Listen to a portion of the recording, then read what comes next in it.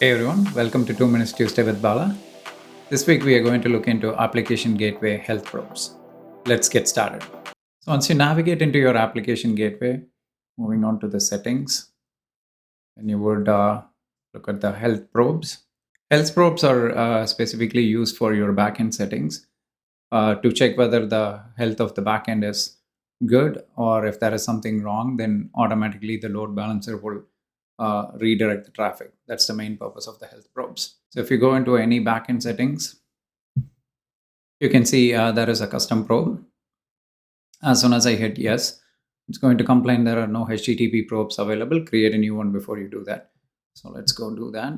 I can click on add new probe. Let's say Balaone.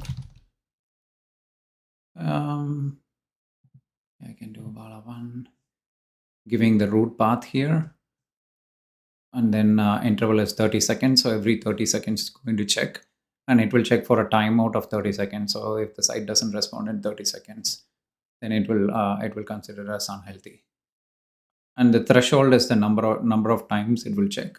So 3 times of timeout or 3 times of something is wrong, then it's going to say this particular backend is unhealthy. So you can also use matching conditions. Click on yes, and then here you can clearly see there is a status code 200 between 200 and 399 is considered to be a valid one. Anything above 400 or 500 would be some problem. So here I can say Balaone.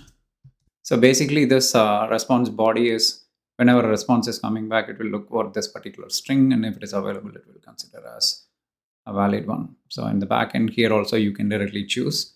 In this case, I want to choose it for this Balaone funcap test. So I want to test this backend health probe. Click on test.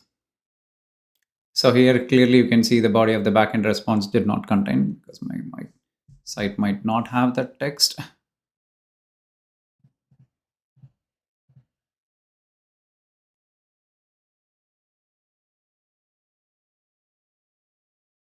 So you can clearly see just doing a basic health probe, and it has returned. And you can hit add now to get this health probe added. So now if we go back to our backend settings, click on the funcap test, you would see that the custom probe that we created is available here. So this is how simple is to create a health probe. This is just a basic example that I'm trying to give, but you have multiple other options that you can make use of. That's all for this week. Thanks again for watching. I'll see you again next week with another topic. Thank you.